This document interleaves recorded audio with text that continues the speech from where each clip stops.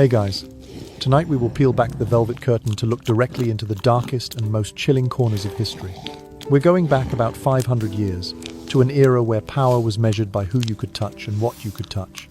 This was a place where a nobleman could be executed just for refusing to wipe the king's waist, yet his replacement would become one of the most powerful men in England. An age where beauty was synonymous with poison, where queens used a mixture of white lead and vinegar to plaster their faces, accepting a slow death in exchange for a porcelain white complexion. And if you were an anxious lady, a physician wouldn't give you sedatives, but instead would burn feathers beneath your nose to scare your uterus back into place. This is not a fairy tale retold through romantic television dramas. This is the Tudor court, a labyrinth of superstition, paranoia, and bizarre rituals of survival, where even bathing was considered a deadly act. So, before you get comfortable, take a moment to like the video and subscribe, but only if you genuinely enjoy what I do here. And as usual, I'd love to know where in the world you're tuning in from, and what time is it for you right now? Drop a comment. It's comforting to know we're all settled in together, despite being thousands of miles apart. Tonight, we'll be slipping back 5 centuries. But I need you to forget everything you think you know about the Tudor court. Now, dim the lights. Maybe turn on a fan for that soft background hum. And let's ease into tonight's journey together. Asterisk, asterisk. Strangest hygienic custom number 1, the groom of the stool. On the stage of Tudor power, no title seems more demeaning than groom of the stool, the office responsible for cleansing the king when he used the toilet. It sounds utterly humiliating. Yet in reality, this was the most quietly powerful position in the entire court. The groom of the stool's primary duty was to remain at the king's side whenever His Majesty needed to attend to nature's call, to prepare the cloths, the portable chamber pot, the close stool, and even to wash him personally and meticulously. Whoever held this post enjoyed a wholly private audience with the king, unobserved by any civil or military officers, and even by the Queen. Sir Henry Norris, a close friend of King Henry VIII, once occupied this role and by doing so became the second most powerful man in the realm. Norris knew the king's moods, his health, and even his daily diet in minute detail. Each time the king relieved himself, Norris recorded and analysed the results as if conducting a traditional medical examination. Hard stools signalled the need for a laxative. Overly soft stools revealed an unsuitable diet. Stools tinged greenish. Yellow indicated an excess of bile. And cloudy, foul-smelling urine showed that the kidneys and liver were overburdened. Based on these observations, he would recommend laxatives, dietary adjustments, or additional prayers. The groom of the stool also served as the king's de facto primary physician and kept all such information strictly confidential. Any rumour of the king's bowel mishap leaking out could be considered treason. Thus, the groom lived in velvet and finery, received a luxurious salary, yet literally held the key to every court secret. Whenever the king travelled, his black velvet close stool, trimmed with golden tassels and ribbons, was carried, cleaned, and guarded by a specialised team, functioning like a mobile field clinic. Power in the Tudor court did not derive solely from titles, but from one's ability to cleanse and to conceal secrets behind the chamber veil. What appeared to be the most ignoble position became a springboard to profound influence over policy and in the royal household. In the stillness of night, when the court lay silent, only the soft footfalls of the groom of the stool and the faint clatter of the chamber pot echoed through the corridors during which all manner of political machinations could be whispered. So, when you close your eyes and drift into sleep, imagine yourself in the hushed halls of Hampton Court Palace, where great and small secrets are exchanged with every barely audible shh. And remember, in the Tudor court, true power sometimes resides in the most mundane of daily tasks. Strangest hygienic custom number 2, analysis of royal stool and urine, diagnosing health through waste. Tudor medicine rested on the ancient belief that the human body contained 4 primary humours: blood, phlegm, yellow bile, and black bile, and that disease arose from any imbalance among them. Unlike modern diagnostic tools, physicians of the 16th century relied almost exclusively on what the body expelled. Waste became their primary window into the inner workings of the sovereign's health. In the year 1538, The Royal Medical Journal recorded in careful detail that King Henry VIII's stool had a pale green hue.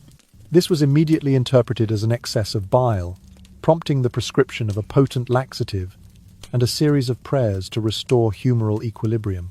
Should the king's stool appear abnormally hard, it signified dehydration or a deficiency in fresh vegetables. Physicians would then recommend increased water intake and a diet richer in greens. Conversely, if the stool was overly soft or watery, it suggested an overindulgence in fatty meats, necessitating a reduction in protein and fat. Urine, too, was treated as a diagnostic elixir. A cloudy, viscous, foul-smelling sample indicated that the kidneys and liver were overheated, requiring cooling potions made from herbal infusions and, at times, the application of cold compresses. In contrast, clear yellow urine with only a faint odour was taken as proof that the king's internal humours remained well-balanced. Physicians would taste a drop themselves, an act that, to modern sensibilities, may seem almost unimaginable, before declaring their findings to the court. The process unfolded in strict privacy. The groom of the stool, having cleared the royal chamber pot, would collect samples immediately after the king relieved himself. He then delivered these precious specimens to the appointed court physicians, who analysed colour, consistency and scent in a secluded wing of the palace. Their conclusions were known only to the inner circle of medical attendants and the king himself. Any rumour leaking beyond those walls risked charges of treason, for to reveal royal infirmities was to betray sovereign dignity. Beyond mere medical interest, Tudor nobles recognised the political power inherent in understanding the monarch's most intimate health details. To know the state of the king's humours was to gain influence over court decisions, from foreign policy to domestic appointments. If a faction could persuade the king that his bile was too high, they might advocate for certain remedies or rituals that favoured their own interests. Should they claim his kidneys were cool, they could argue for less strenuous council sessions. In this way, waste analysis became a form of political currency, an unlikely but potent tool for manoeuvring within the labyrinth of Tudor intrigue. The role of the royal waste analyst was thus among the most feared and revered positions at court. Far from being a menial chore, it demanded close access to the king in his most vulnerable moments. The analysts lived in opulence, rewarded with land grants and lavish attire, yet carried the weighty responsibility of safeguarding the king's health, and, by extension, the stability of the realm. Their findings could delay a military campaign, alter a diplomatic mission, or even influence decisions of succession should the king appear weakened. At night, as the corridors of Hampton Court fell silent, only the soft footfalls of the groom of the stool and the gentle clatter of the portable chamber pot broke the hush. In those hushed moments, the subtle alchemy of humoral medicine was performed, and the fate of nations could hinge on the colour of a single sample. So the next time you contemplate the marvels of modern diagnostics, imagine the Tudor court's reliance on the royal stool and urine as definitive health reports. In an age before microscopes or blood tests, waste analysis stood as the kingdom's primary means of medical surveillance, an intimate, even invasive custom that bridged the gap between hygiene and power. Strangest hygienic custom number 3. Avoiding bathing to evade miasma. Avoiding water to flee toxic air. In Tudor medical thought, water was not a source of life, but rather a gateway to death. They believed that when one bathed, water opened the pores of the skin like gates, allowing miasma-polluted air carrying disease to invade the body. Miasma was held responsible for the plague, the deadly sweating sickness, and a host of other mysterious fevers. For this reason, Tudor monarchs and nobles abstained from bathing to an almost unbelievable degree. King Henry VIII, at the pinnacle of power, might immerse himself once a month at most. Each bathing ceremony was a grand affair. Clouds of incense smoke filled the air as dozens of attendants carried a vessel of boiling water up through the palace to the king's chamber. Hot water, drawn from furnaces below the ground and conducted through pipes, was ladled into a velvet-lined tub, padded with fine linen, so that His Majesty would never come into contact with wood. Servants scattered dried lavender, rosemary, and rose petals into the tub, before lowering the sovereign gently into the fragrant waters, enabling him to bathe while inhaling the pure aroma that dispels impurity. Between these rare immersions, the king was permitted only a rudimentary wipe-down with a cloth soaked in rosewater or vinegar. Each motion was executed with care, touching only the face, neck and hands, the visible parts deemed safe, while the rest of his body, from chest downward, was left to accumulate dust, sweat, and the pungent scent of unwashed skin. It was believed that the natural oils and grime formed a protective armour, preventing miasma from penetrating. Queen Elizabeth II was even more extreme. She bathed once every 3 months, cleansing only her hands and face before meals. This practice astonished the 16th century Italian delegation. She washes her hands before every meal, though none have ever done so before. In lieu of bathing, nobles carried pomanders, small metal spheres filled with cloves, orange peel, and camphor to smell throughout the day. They also chewed caraway and anise seeds to freshen their breath, scarcely adhering to what we would recognize today as dental hygiene.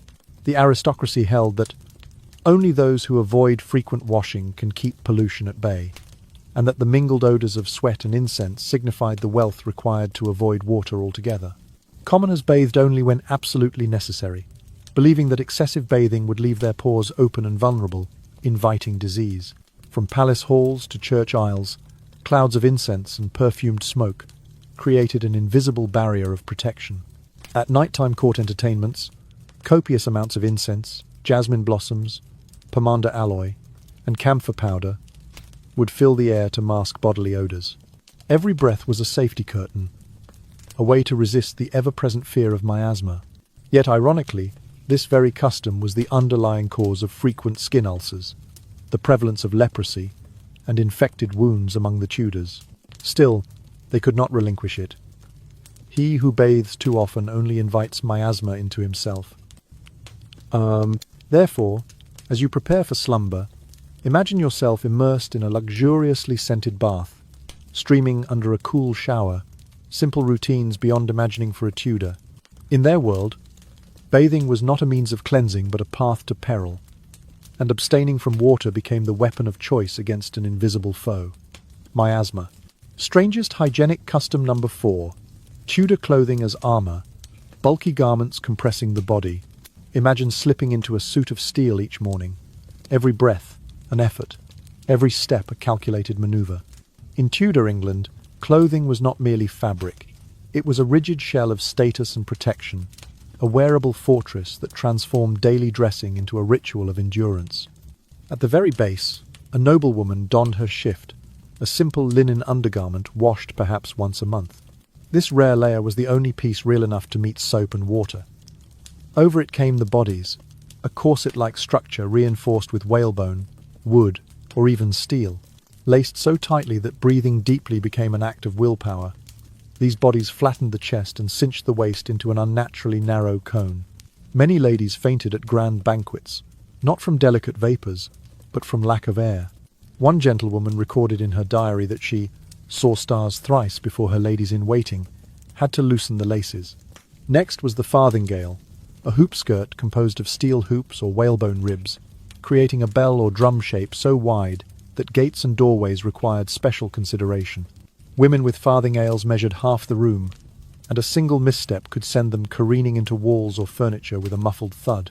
Petticoats layered atop the farthingale, each adding weight and stiffness until the entire ensemble felt closer to medieval plate armour than clothing. Many gowns tipped the scales at 20 to 30 pounds. Imagine carrying a small child strapped to your hips all day.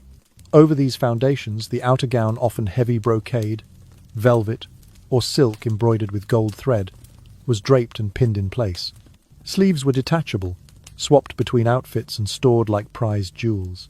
They required careful handling. If a sleeve caught a candle flame, the wearer might suffer burns before anyone could unpin the elaborate stitching. A courtier once recounted how a lady's sleeve caught fire at dinner, leaving her face and neck scarred because she could not free herself quickly enough. Gentlemen fared no better. Their doublets were padded and stiffened to exaggerate shoulders and compress waists, creating the illusion of a mighty chest. Hose, or tight-fitting breeches, clung to legs so snugly that any imperfection in the calf was revealed. Some men padded their hose with fabric or carved wooden inserts to craft the desired silhouette. The infamous codpiece began as a practical flap, but evolved into a statement of virility. Stiffened with padding, sometimes jewelled or embroidered, codpieces jutted forward like small sculptures. Henry VIII's codpieces were so pronounced that portraits often focused the viewer's eye there first. Donning and doffing these cumbersome outfits was a performance in itself. A noblewoman might require 3 or 4 attendants to lace up her bodies, adjust her farthingale, and fasten ribbons. Shoes were tied by willing hands, kneeling to reach down unnoticed by peers, as standing to bend forward risked unbalancing the hoops. The physician selected a prominent vein in the crook of the elbow, often palpating to confirm a steady pulse. One swift incision released a dark, frothy stream of blood into a shallow bowl. Elizabeth I, when struck by smallpox in 1562, resisted for days before allowing her physicians to bleed her. They claimed that removing a great quantity of impure blood would draw out poison from the pockmarked flesh. Bloodletting was more than therapy. It was ritual, performed with solemn precision to restore the 4 classical humours: blood, phlegm, yellow bile, and black bile to their supposed harmony.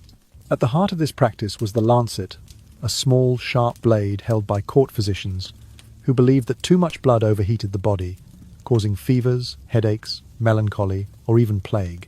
During a bloodletting session, the patient royal or noble would recline on a tilted table, arm extended. Yet no one complained. Discomfort was a small price for visibly proclaiming one's rank. After all, wearing 30 pounds of cloth signalled wealth. Only the most privileged could afford the labour and materials. So as you drift toward sleep, picture yourself encased in layers of stiffened cloth, beaten into shape by whalebones and steel hoops. Every breath, every heartbeat echoes against the walls of your personal fortress. With an ulcerated leg that oozed and throbbed after his famous jousting accident in 1536, he believed that draining elsewhere would pull the poison outward. Over his later years, he was bled at least once a month, sometimes bi-weekly, guided by grim-faced physicians. Each session saw him lose pints of blood, until his body, already burdened by obesity and gout, simply could not bear the loss. When the lancet seemed too crude, leeches offered a gentler, though no less invasive, alternative. Hundreds of these slimy worms, each the size of one's finger, were applied to temples, behind ears, and across the chest. The theory held that leeches knew precisely how much blood to consume, slowing their feast once enough humours had departed. In practice, though, leeching often led to persistent bleeding, infection, and unsightly scabs. Nonetheless, leech jars were displayed prominently in royal apothecaries, a testament to their magical reputation. The procedure followed strict etiquette. The patient's arm, wrapped in a linen cloth stained with previous bleedings, was carefully unbound. A servant passed a bowl to catch the blood. With measured detachment, the physician slit the vein not too deep, they cautioned, or the patient might faint from sheer loss. If the flow slowed prematurely, the physician would gently massage the limb to coax further bleeding.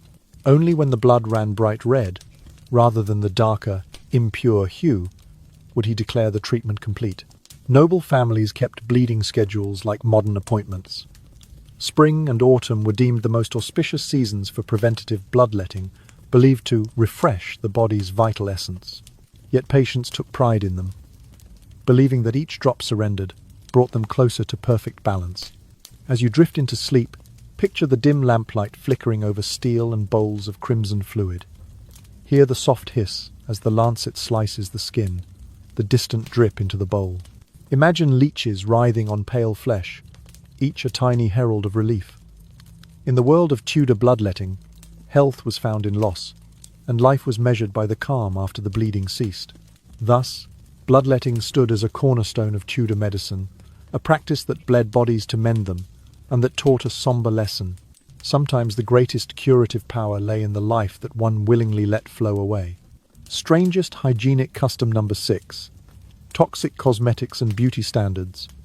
Using white lead, belladonna, and poisonous hair dyes. As dusk settles over Tudor England, imagine a chamber suffused with the dull glint of candlelight and the heavy scent of vinegar. In that half-lit room, noble women and court beauties gathered around a small table, their faces already strained by the day, preparing to don the most dangerous accessory of all, poisonous cosmetics.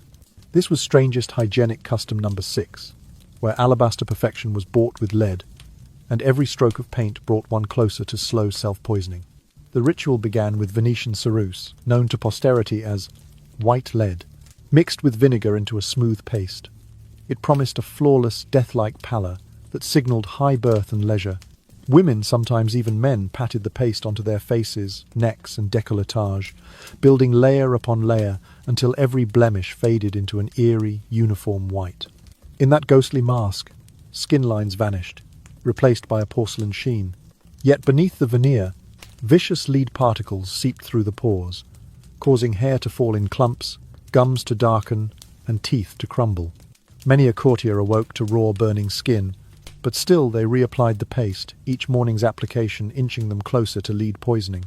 Next came rouge, the fiery counterpoint to the deathly white. Crushed cochineal beetles or red ochre blended with animal fat were tapped sparingly on cheeks and lips, creating bright spots of colour that declared vitality and youth. Some ladies pinched their cheeks raw to produce a natural blush. Others resorted to sulphur lime pastes that burned the skin to a temporary rosy hue, only to scar permanently. With every dab of rouge, the beauty seekers risked painful lesions, infection, and lifelong discoloration. The eyes were not spared. Women prized belladonna, deadly nightshade, drops to dilate the pupils, making their eyes appear larger, darker, more luminous. One drop, and the eyes widened like a startled doe. Multiple drops, and vision blurred. Light stung painfully, and sometimes the user stumbled into walls. Yet many endured weeks of blurry sight in hopes of achieving that hypnotic gaze. The gentlewoman's letter recounts one lady who, after nightly applications, could scarce see her own hand before her face. Yet she persisted, believing that big, dark eyes were the mark of irresistible charm. Hair, too, became a chemical experiment. A vivid red wig Elizabeth I's signature demanded a toxic brew of alum, sulphur, quicklime, and even stale urine, left to ferment for days. The concoction was applied with care but burned the scalp, causing hairlines to recede and follicles to die. Many wound-haggard locks around wire frames to mimic the Queen's flame-hued tresses, accepting matted residue and constant itching as the price of high fashion. Brow fashion took its own toll. A high forehead, considered a sign of noble intellect, required women to pluck hairlines backward until only sparse, ghost-light eyebrows remained. Follicles were damaged beyond repair, leaving patches of bare skin where once brows had grown true. Yet to be found with thick, natural eyebrows was to be called coarse, even beastly. So they plucked on. Each tug, a tiny humiliation. Each gap a testament to their devotion to Tudor ideals. Expressing disgust or pity was unthinkable. Makeup was an outward symbol of power. The thicker the circle of white, the more devoted to lineage. The deeper the crimson, the more assured of social standing.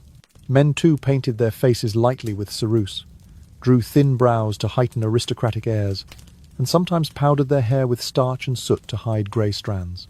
In that somnolent palace chamber, brushes dipped into small porcelain pots, fingertips smeared pastes across vulnerable skin, and leeches would pale at the sight of such woe.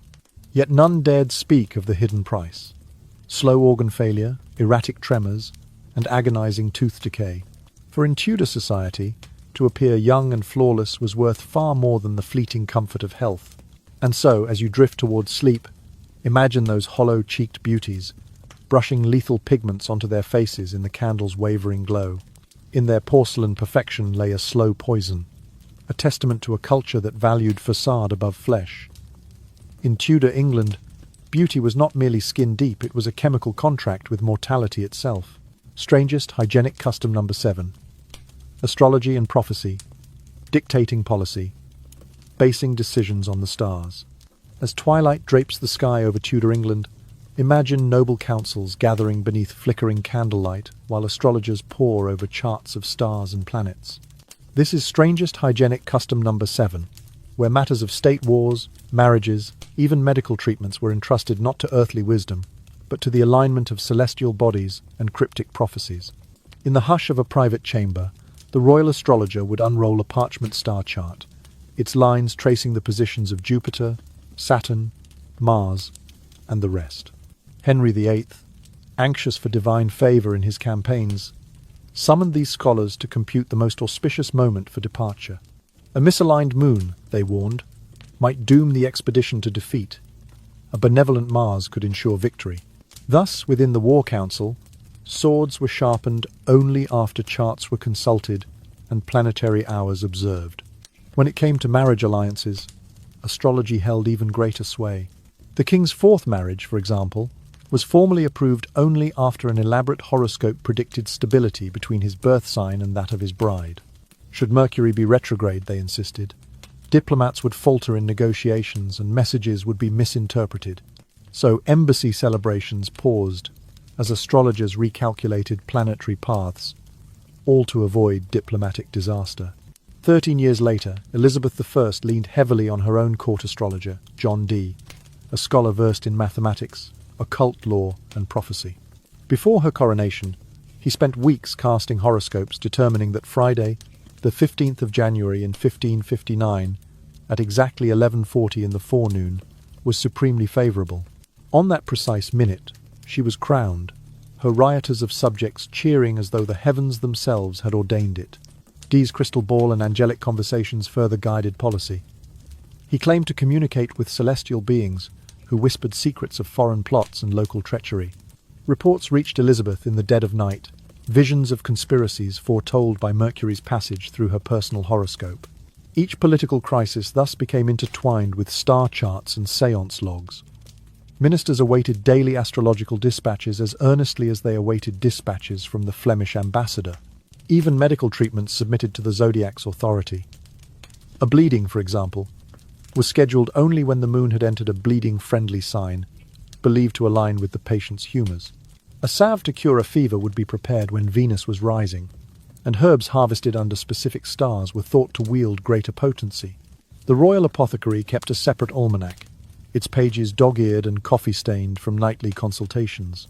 Every siege, treaty, and council session began with a silent prayer to the planets, accompanied by the scratching of quills over parchment star maps. The slightest deviation, a smudge on Mars's symbol, could prompt hours of reading and recalculation before any decision proceeded. Courtiers, already exhausted by the weight of protocol, endured these delays in stoic resignation. Some whispered that the court astrologers enjoyed more real power than the Lord Treasurer, for they held the keys to the kingdom's timetable. This celestial obsession even extended to the mundane. The timing of court dinners depended on Jupiter's ascent. Ambassadors arrived only in favourable houses of the horoscope to avoid ill will. A princess's christening, a knight's knighting, none occurred without first aligning to the rhythm of the heavens. In a land beset by plagues, rebellions, and foreign threats, the belief in cosmic influence offered a semblance of control over unpredictable tides. As your eyelids grow heavy, imagine sitting in that hush, gazing at inverse candles while an astrologer whispers of comets, eclipses, and prophetic verses. Feel the weight of an empire poised on the edge of planetary alignment. In Tudor England, even the most earthly affairs bent beneath the invisible gravity of stars, and every choice, no matter how trivial, was guided by the arcane dance of the heavens. Strangest hygienic custom number 8. Sleep as a spiritual ritual. Segmented sleep and soul, guarding rites. In the hush of Tudor night, when candle flames guttered and corridors lay steeped in velvet gloom, sleep was not merely rest, but a sacred ceremony. This is strangest hygienic custom number 8, where slumber unfolded in two distinct phases, and every moment between was filled with rites designed to shield the sleeper's soul from wandering spirits. First came the first sleep, beginning shortly after dusk, when the body, weary from day-long pageantry and protocol, sank into featherbeds beneath heavy canopies. Curtains were drawn tight, not only to keep out chill drafts but to seal out malevolent forces. Prayers were whispered, holy water sprinkled around the mattress, and iron keys, symbols of protection, were laid in a circle at the headboard. With that, Tudor aristocrats drifted into a gentle, segmented sleep, unaware that their rest had only just begun. After 3 to 4 hours, the household would stir. The first sleep ended, and occupants awoke naturally with the moon riding high. This interval, called the watch, was neither insomnia nor inconvenience, but a hallowed interlude. During the watch, some rose to pray, reciting psalms by the flicker of a single taper. Others engaged in quiet confession to a lady-in-waiting or chaplain, unburdening anxieties lest they manifest as nightmares. A few couples, even royalty, permitted discreet intimacy, believing that union under the watchful eye of night strengthened bonds and warded off evil. More cautious souls tended to the bed itself as if it were an altar. They might circle the mattress thrice, sprinkling salt or carrying a flannel soaked in rosewater to cleanse lingering miasma. A rag tied with blessed parchments could be tucked beneath the pillow, while sprigs of lavender, rue or street, John's wort herbs prized for their protective virtues, were woven into a small dream purse. This talisman was thought to capture benevolent spirits and free the sleeper from malignant visions. It was widely held that what happened in the watch shaped the next phase of sleep. A dream of water signified impending change. A dream of falling warned against treachery. A dream of white horses foretold good health. Should a particularly disturbing vision strike, the sleeper might call for a cunning woman, a local folk healer, to interpret the omen and prescribe charms or prayers. These rituals, though steeped in superstition, served to calm anxious minds before returning to bed. When the hour grew late, often around midnight, courtiers would slip back beneath covers for the second sleep. This repose lasted until the first birdsong heralded dawn. By morning's grey light, the body felt refreshed, and the soul believed itself secure. To rise in daylight without observing these nocturnal rites was to risk vulnerability to both physical illness and spiritual affliction. Even the arrangement of the bedroom reflected these beliefs. Beds were positioned with the sleeper's head to the east, aligning with the rising sun and symbolizing rebirth. Windows featured lattice panels carved with crosses, and bedside tables held small icons or prayer books. Each element was chosen to weave a protective tapestry around the slumberer, ensuring that both body and soul remained tethered to safety. Until well past midnight, servants scurried through dark hallways, lighting small lanterns for those who sought comfort during the watch. The hush was punctuated by the distant drip of oil lamps, the soft murmur of prayers, and the occasional rustle of starched gowns as noblewomen performed their vigil tasks. All the while, the grand tapestry of Tudor superstition held sway, casting sleep as an act of vigilant guardianship against unseen harms. As you drift now toward your own rest, imagine lifting a silken curtain to reveal a canopy bed, the air thick with the scent of dried herbs. Envision the moment of gentle awakening, the hush between sleeps, and the whispered prayers that bind the soul to its earthly coil. In Tudor England, sleep was never mere oblivion. It was an intricate rite, a nightly odyssey to protect both flesh and spirit until dawn's first light. Strangest hygienic custom number 9. Spectacle feasts and performance cuisine, surprise pies, cockentrice, and the towering sugar tree. Imagine a grand banquet hall dimly lit by torchlight, long trestle tables bending under the weight of platters that defy imagination. This is strangest hygienic custom number 9, where food was not simply eaten but staged like a theatrical spectacle, each dish more astonishing than the last, designed to dazzle the senses and reinforce the host's wealth. At the heart of these feasts lay the legendary surprise pie. Baked in advance as a solid crust, often the size of a small barrel, the pie would be presented with great ceremony. Then, as the audience leaned forward, the crust was sliced open to reveal not baked meats, but living creatures, 24 blackbirds, nightingales, or even small songbirds flown in at the last moment before the seal was broken. One noble guest famously swooned, another overturned his wine, and chaos ensued as birds burst forth in a flurry of feathers and startled shrieks. For those Tudor diners, the emotional jolt of surprise proved far more delightful than the actual taste of the birds, which were tough and off-putting but entirely secondary to the shock. Equally bizarre was the cockentrice, a mythical beast engineered by butchers, the front half of a pig sewn to the rear half of a capon. After hours of skilled butchery and hidden supports, the creature was roasted until golden, then presented as if it had walked from a fairy tale.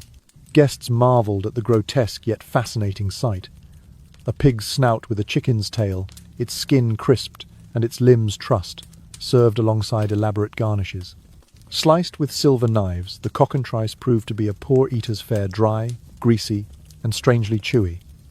But its real purpose lay in spectacle, not sustenance. Above all else soared the sugar tree, a confectioner's pinnacle.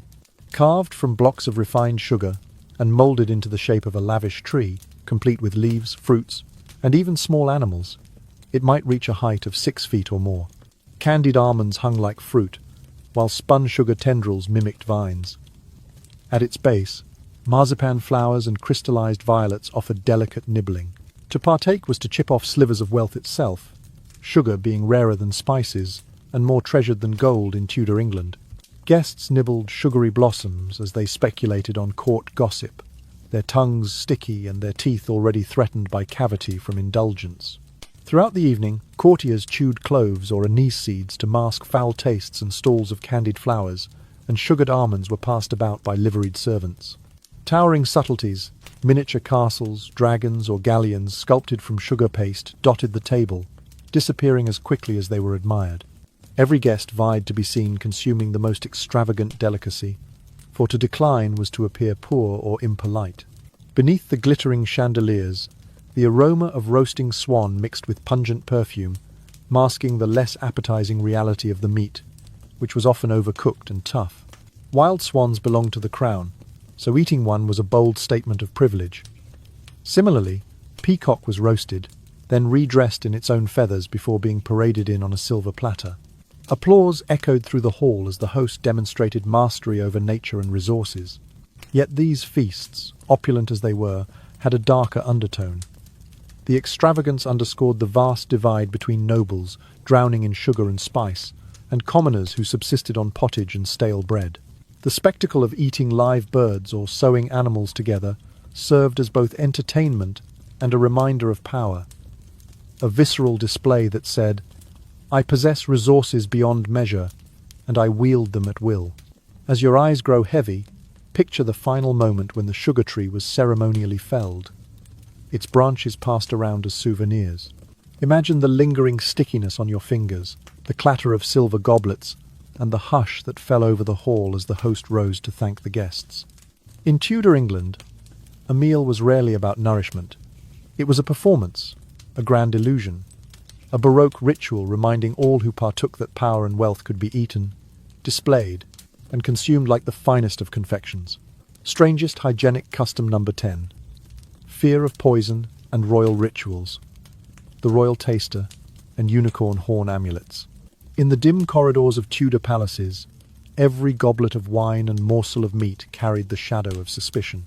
This was strangest hygienic custom number 10, where the spectre of poison loomed larger than any foreign foe, and the defences against it took on almost mystical proportions. At the heart of this paranoia stood the royal taster, a court official whose life balanced on the edge of a teaspoon. Before the monarch touched a slice of bread or raised a beaker of spiced ale, the taster would sample the fare. If he trembled or fell ill, the dish was discarded, and an investigation quietly commenced. Each morning the taster received his meal in a private antechamber, under the watchful eyes of chamberlains and guards. After he ate, a silent pause fell, if he survived unscathed. Only then was the food carried in for the king or queen. This grim ritual lent the taster unparalleled proximity to the sovereign, but also placed him perpetually on death's doorstep. For those not bold enough to risk sampling royal fare, there existed a suite of unicorn horn amulets curved, ivory spikes believed to detect or neutralize poison. Nobles prized these relics above all, for genuine unicorn horn was rarer than the finest silks. In reality, they were often narwhal tusk or rhinoceros horn, carved into files and illuminated by candlelight. A single fragment might sit beside the royal chalice, its surface purported to bubble or change hue at the faintest taint of arsenic. Kings and queens kept these horns on velvet cushions at their place at table, tapping them gently before drinking as if invoking a séance to ward off hidden peril. Even after the taster had deemed a dish safe, courtiers still sought protection. Small bezoar stones, sometimes accompanied by unicorn horn dust, were ground into powders and mixed with wine as a prophylactic. Physicians claimed that these concoctions formed a protective barrier within the stomach, neutralizing toxins before they could spread. Each courtier carried a tiny leather pouch of bezoar and horn dust as everyday jewelry, slipping a pinch into each glass. Royal kitchens were locked down as if under siege. Only the most trusted cooks, often foreign-born to dissuade local intrigue, were permitted near the monarch's food. Ingredients were vetted individually, spices weighed and recorded, and wells supplying cooking water were sealed. Visitors watched from a respectful distance as chefs prepared meals under armed guard, the distant clang of armor echoing through the stone corridors. Yet no measure felt complete without ritual. Before a state banquet, a solemn procession placed a single unicorn horn on a silver dish at the head of the table.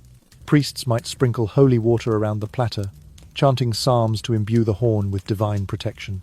Some courtiers even slept with small horn talismans under their pillows, convinced that dreams tainted by poison-laced breezes would be neutralized by the horn's silent vigil.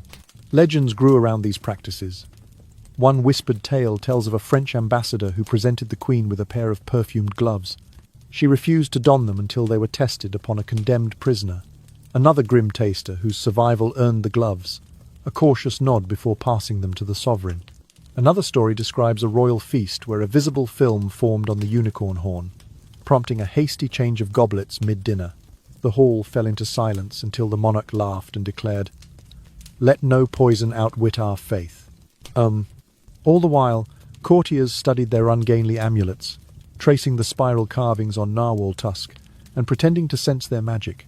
Beneath the ornate finials and tarnished metal lay the same fear, that a bite, a drop, a single grain of poison could snuff out a reign overnight. As your eyes grow heavy, imagine the hush that fell before the taster raised a spoon to his lips, the gleam of ivory horns on polished oak tables, and the soft mutter of prayers as goblets chimed. In Tudor England, trust was served on a platter of ritual and relics, and every meal became a test of survival. The fear of poison transformed dining into a ritual of vigilance, where life itself depended on the silent power of unicorn horn and the courage of a human shield known as the royal taster. Strangest hygienic custom number 11. Royal beasts and court rituals. Lapdogs, monkeys, parrots, ravens, and bees in the palace. As midnight's hush settles over Tudor corridors, the palace stirs not only with servants but with creatures deemed fit for a monarch's favour. This is strangest hygienic custom number 11, where animals from pampered lapdogs to ominous ravens served as symbols of status, omens, and indispensable court companions. First among these were the lapdogs, tiny spaniels and terriers that nestled in noble women's skirts like living jewels. Court ladies carried them close, tucking them beneath arms during ceremonies. But these miniature hounds were seldom house-trained. Their most memorable contribution to court life was the occasional, discreet accident upon velvet gowns or polished floorboards, prompting hurried whispers and even more hurried cleaning.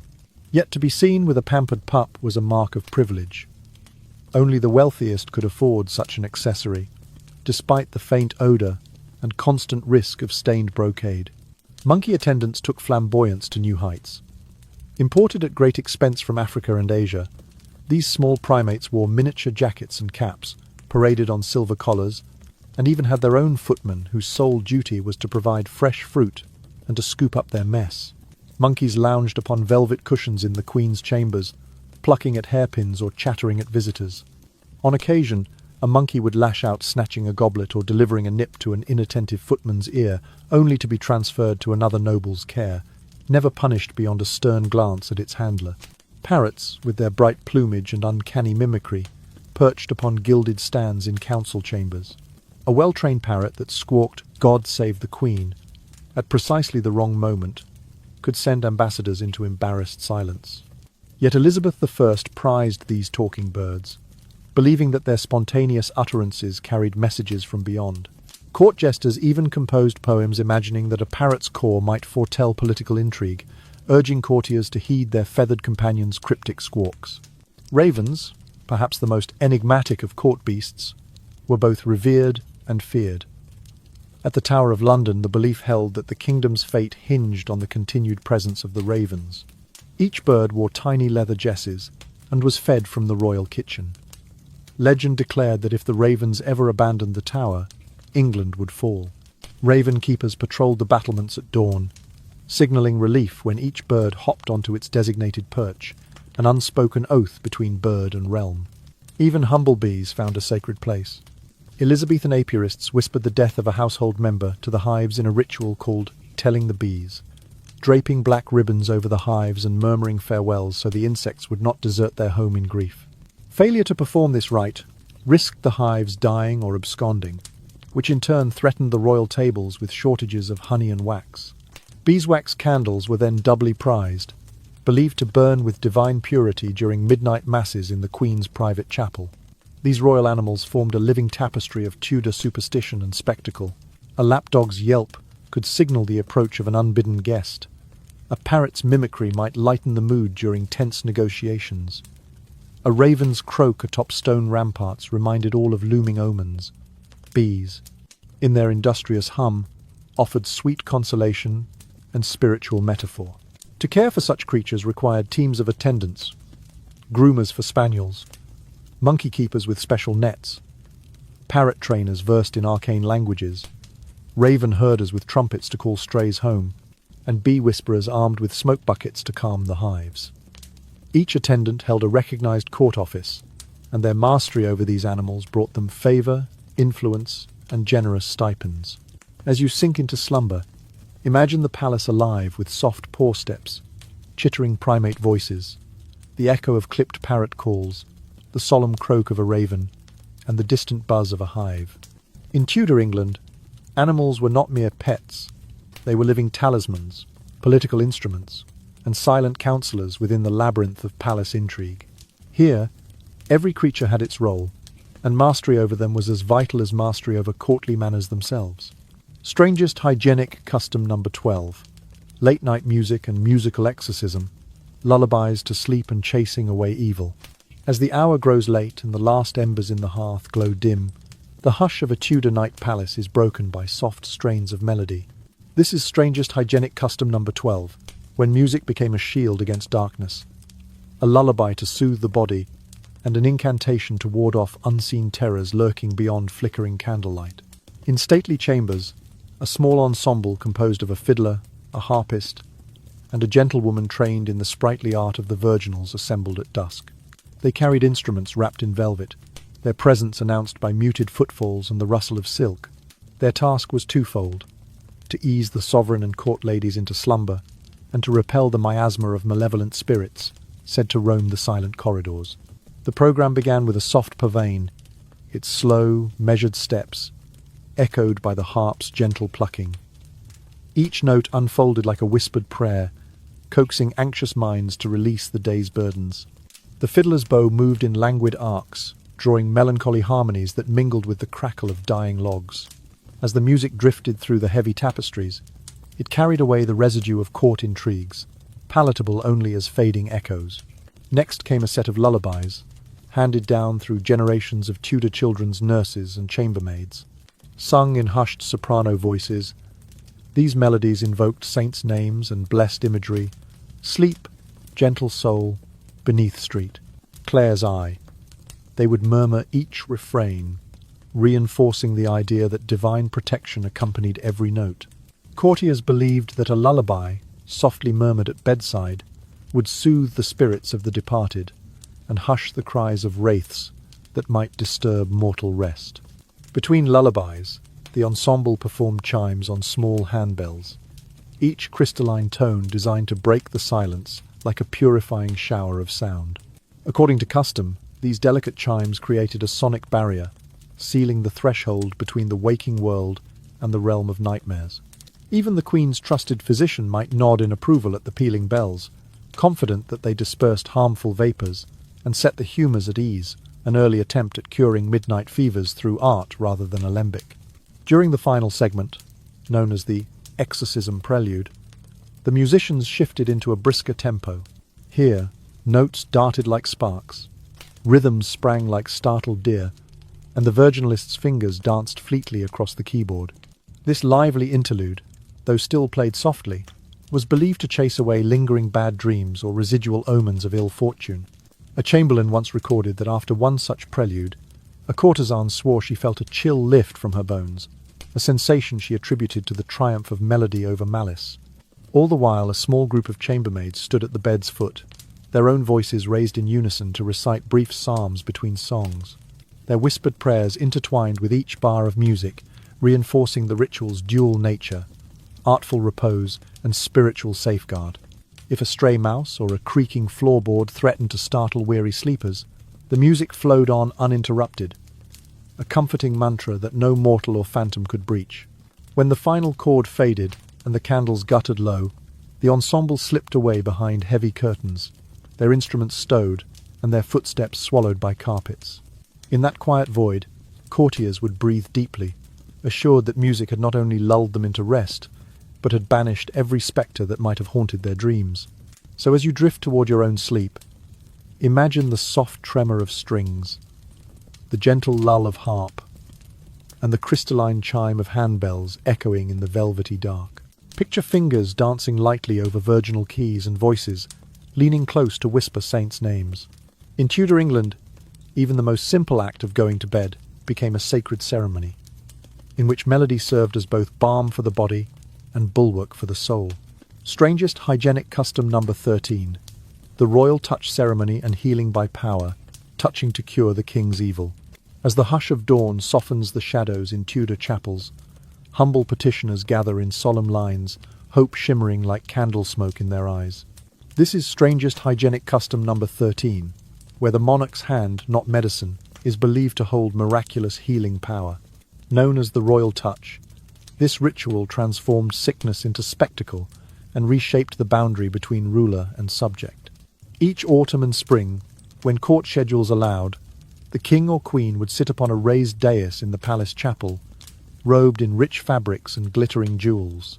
A small group of courtiers formed a respectful circle around the sovereign, while priests stood by to recite prayers. Patients, often afflicted with a condition known as scrofula, a swollen, suppurating inflammation of the lymph nodes, approached one by one, guided by attendants. Their hope that the monarch's touch would dispel their malady entirely. The ceremony began with a soft tolling of bells and the murmur of psalms. The monarch, having prepared through confession and fasting, raised a jeweled hand, usually the right, and laid it upon the afflicted person's shoulder or head.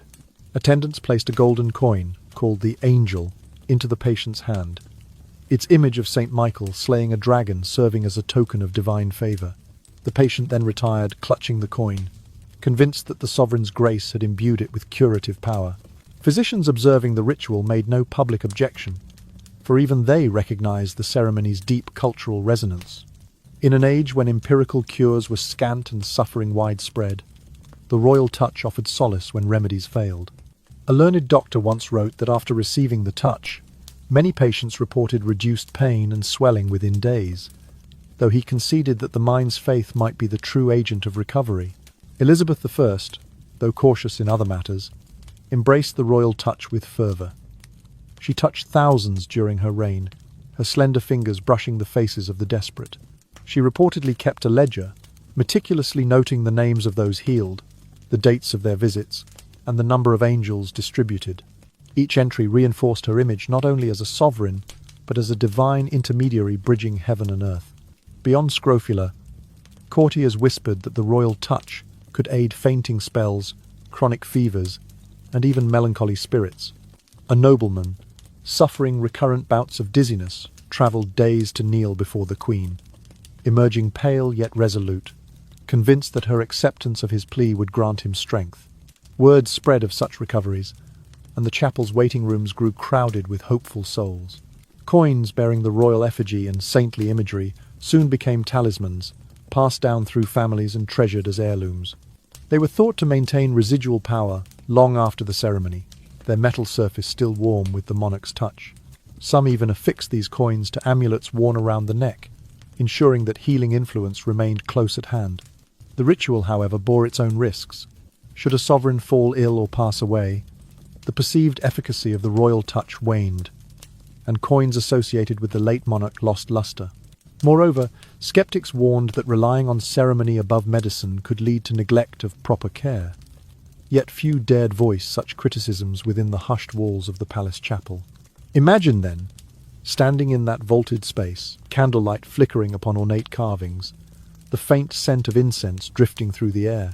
You kneel before the monarch, heart pounding, hope and dread entwined, as that single royal hand descends. In that moment, all the aches and fevers of your body hinge upon a touch, an invisible transfer of grace, power, and perhaps a fragment of the divine. So as the last notes of the chapel organ fade, and you drift towards sleep, recall the power of a simple gesture, repeated through centuries, the sovereign's touch, a blending of faith and authority, ritual and relief. In Tudor England, healing was not only a matter of bloodletting or poultices, it was a ceremony woven from gold coins, whispered prayers, and the delicate press of royalty's hand upon the fevered brow. Strangest hygienic custom number 14. Seeds of rebellion and underground communication. Ciphers, invisible letters, secret tunnels. In the stillness of Tudor corridors, beneath the surface of courtly deference, lay whispers of dissent carried through hidden channels. This is strangest hygienic custom number 14, where conspirators wove coded missives into everyday objects, inked invisible letters beneath royal proclamations, and excavated secret tunnels to pass intelligence without fear of discovery. At first glance, a noble's letter appeared a model of elegant penmanship, sealed with wax bearing the family crest. Yet skilled eyes could detect the faint bleeds of a cipher embedded within. A simple substitution code, where every fifth word was the true message, allowed messages to slip unnoticed past censors. Scribes trained under moonlight applied this technique, then washed over the page with a thin glaze of diluted vinegar, rendering the hidden words invisible until a subtle heat revealed the treasonous content. Courtiers used invisible ink crafted from plant sap or diluted alum. During the day, letters looked innocuous reports on land holdings, petitions for favor. But at night, recipients held parchments close to a candle flame, and ghostly ink began to darken, exposing instructions for uprisings or pleas to foreign powers. One smuggled note read, "Gather at dawn by the west wall. 60 men wait mine signal." Had the king's spies intercepted it unread, the conspiracy might yet have festered. More daring still were the secret tunnels carved beneath stately homes and palace gardens. Under cover of darkness, masons and disgruntled labourers chipped through stone foundations, creating narrow passages linking the privy chambers to the outer walls. Courtiers fearful of arrest could slip unseen through these subterranean veins, emerging beyond the moat to flee abroad, or regroup with fellow conspirators. Maps of these tunnels were hidden in coded drawing rolls, disguised as innocuous floor plans or garden layouts. Even everyday objects served as vessels of covert messaging.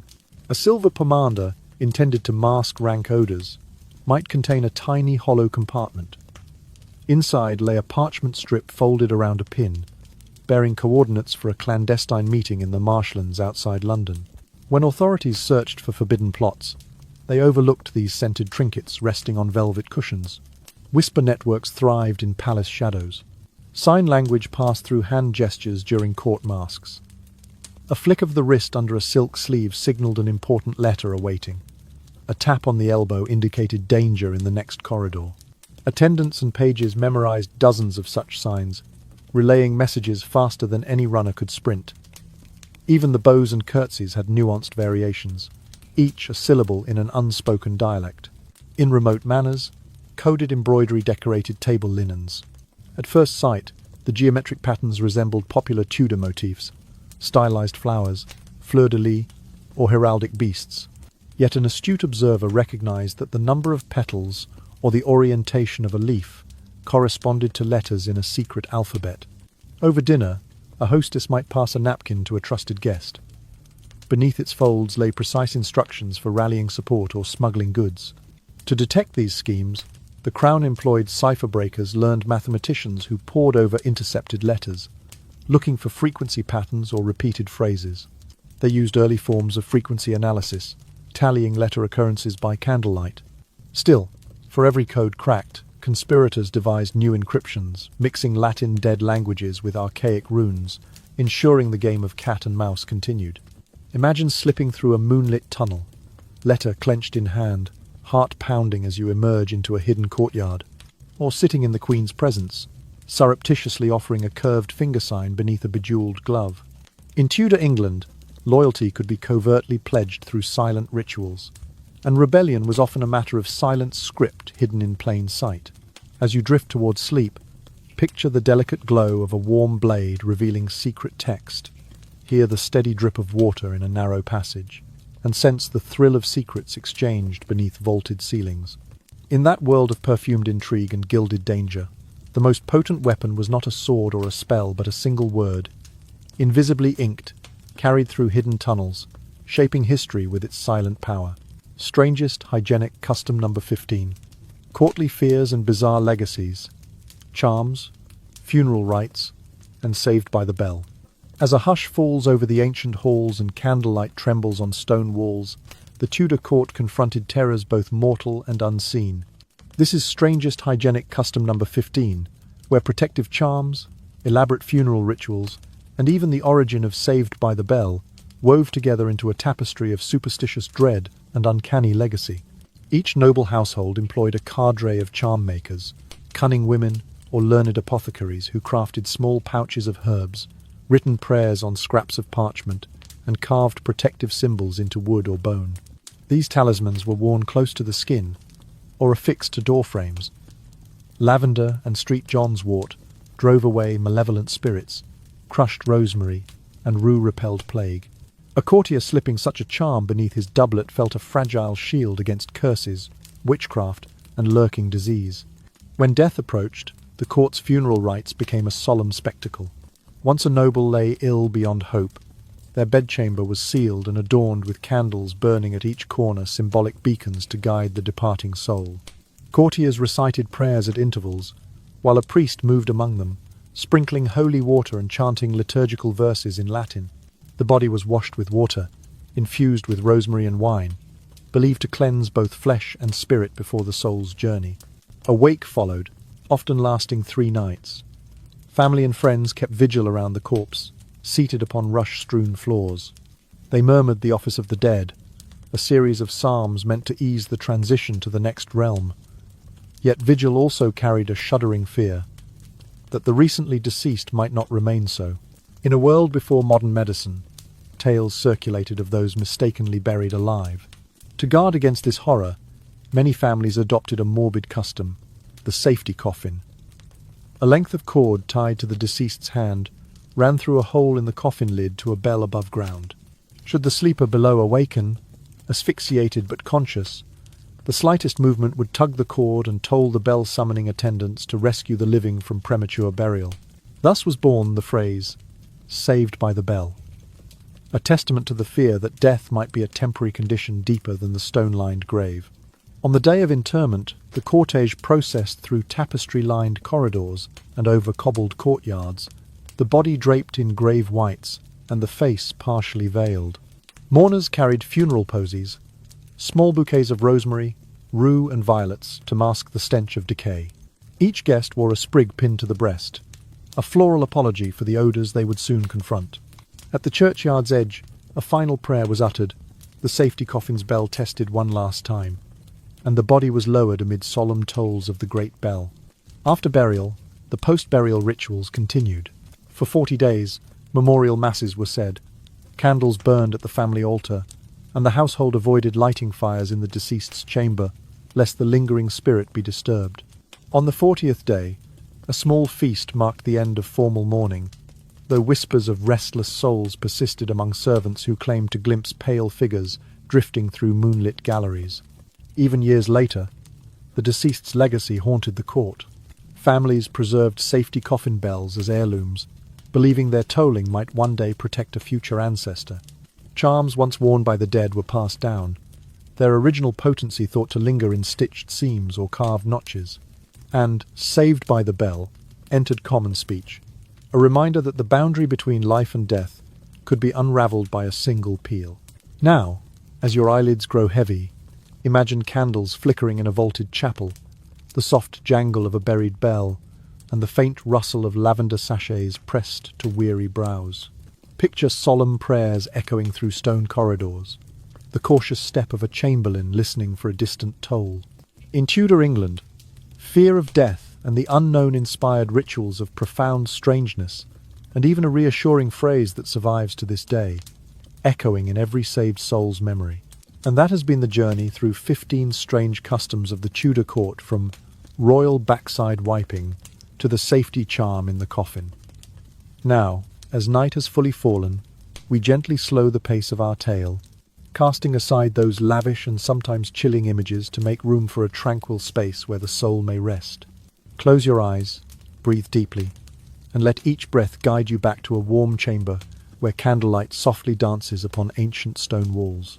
You might hear the distant piano echoing from a Tudor banquet hall, its gentle keys caressing each thread of emotion, lulling you into a land of dreams. Those 15 rituals, superstitions, and extravagant costumes, strange and shiver-inducing, though they were sprang from a single deep-seated fear, the fear of the uncontrollable.